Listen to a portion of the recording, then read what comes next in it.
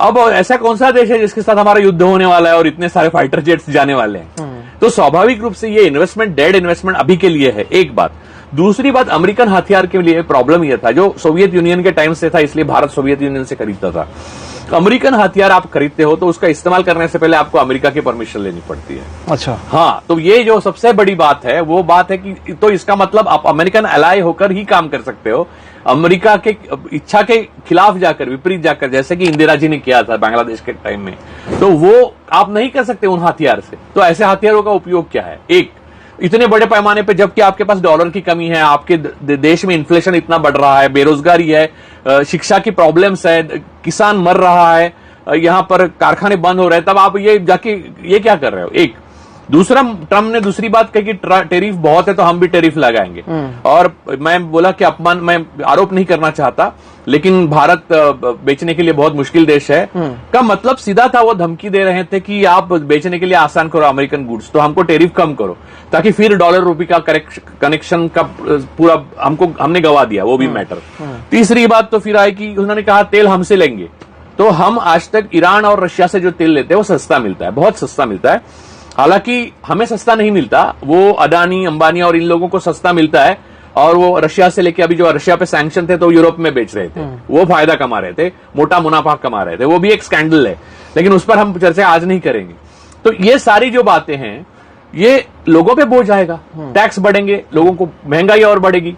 और फिर उन्होंने बांग्लादेश की बात जब कही तो उन्होंने, ट्रम्प ने सीधा कहा कि डीप स्टेट, उन्होंने अपने अंदरूनी मामले में इनको पढ़ने नहीं दिया।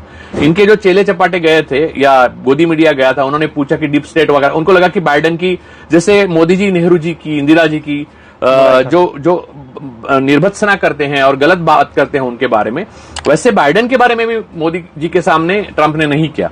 जब उनको पूछा डीप स्टेट वाला उनका अंदरूनी मामला है, वो मोदी जी के सामने क्यों बोले? वो बोलेंगे हमारे कोई डीप स्टेट वगैरह नहीं है, 100 साल से इनका डीप स्टेट है, यानी आरएसएस की बात की और कहा बांग्लादेश का मामला इनसे पूछिए।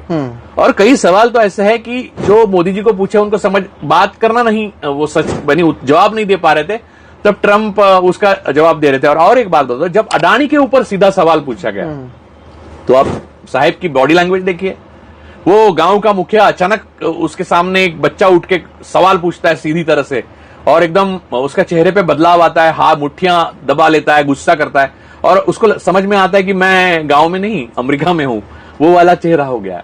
और उनके चेहरे की पूरा जो थोड़ी बहुत रौनक थी वो भी खत्म हो गई। तो स्वाभाविक रूप से वो दिखाई दे रहा था कि जो मैं बात करने आया वो इसने कैसे पूछा सबके सामने। मैंने अब 23 साल में गुजरात में और 11 साल से हिंदुस्तान में मुझे ऐसे पूछने से किसको पूछने का मौका नहीं दिया। आज यहाँ तो अमेरिका में वो जाते हैं तो उनको प्रेस कॉन्फ्रेंस करनी पड़ती है, क्योंकि लोकतंत्र का नियम है, आप आए हैं तो आपको करनी पड़ेगी। ये आरएसएस का खासियत है, ये दबंगों के सामने दबते हैं और दुर्बलों को दबाते हैं। ये आरएसएस के हर स्वयंसेवक की खासियत है, ये मोदी जी की भी है। हिंदुस्तान के जो लोग हैं वो उनकी प्रजा है, ऐसा उनको लगता है, इसलिए उनको दबा रहे हैं, लेकिन वो उनसे दबंग है तो उनके सामने जाके झुके रहे। गोरों के सामने उन्होंने, ब्रिटिशों के सामने यही किया। ये पूरे स्वतंत्रता संग्राम में कहीं भी नहीं थे, इसकी वजह यही है। 100 साल मना रहे हैं और बिल्डिंगें बना रहे हैं, लेकिन इनका इतिहास नहीं है, इनके कोई नेता नहीं है, इनको कोई महात्मा नहीं है, इनके पास कोई नहीं है, तत्व फिलोसॉफी नहीं है, आइडियोलॉजी नहीं, कुछ नहीं, नफरत और नफरत, दूसरों को, दुर्बलों को दबाना और सबलों के सामने पूरी तरह से आप उसको झुकने के लिए कहो तो रेंगना शुरू करना, यही इनका काम है। तो ये स्पष्ट रूप से दिखाई दिया।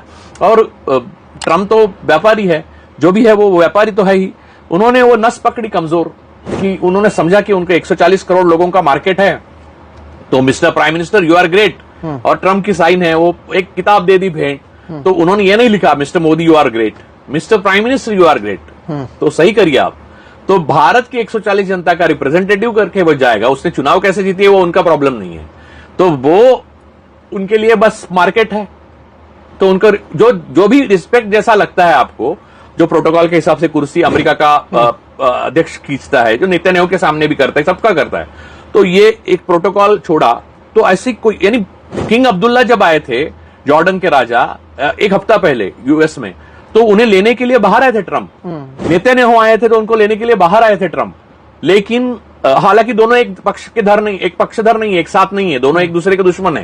एक गाजा पे दोनों के डिफरेंस है, जॉर्डन और इजराइल के, लेकिन दोनों को लेने के लिए ट्रम्प बाहर आए थे। इनको तो ऑफिस के स्टाफ ने रिसीव किया।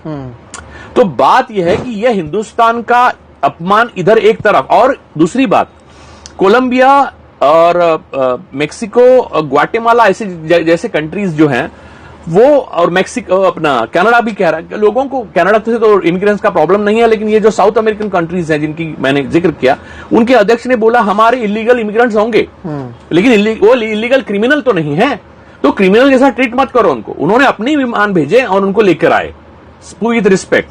हाँ, उनकी मजबूरी थी, हालात बेकार थे, यहां रोजगार नहीं था, उन्होंने गलत जगह पैसा भर के वो गलत तरीके से गए, तो हमारे वो प्रॉब्लम है, हम सॉल्व करेंगे, आप प्लीज भेजिए। यहां पर ट्रम्प शासन ने पहली बार हिंदुस्तान में, नेहरू जी से लेकर आज तक, भारत के लोगों को इस तरह से हथकड़ियां पहनाकर किसी की हिम्मत नहीं हुई भेजने की।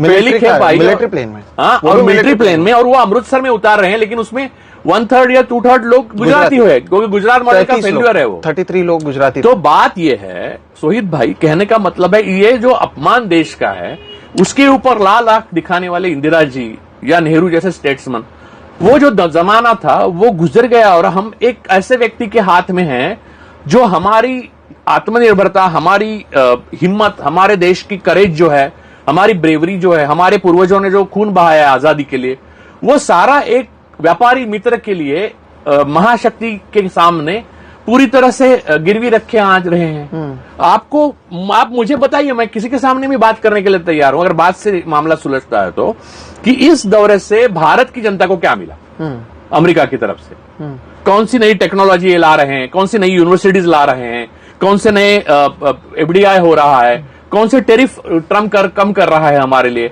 कौन सी सहूलियत हमारे व्यापार को दे रहा है, कौन से H1B वीजा बढ़ा रहा है, किसको, भारत के लोगों को सिटीजनशिप दे रहा है क्या, भारत के लोगों को रिस्पेक्ट के साथ भेजेंगे क्या।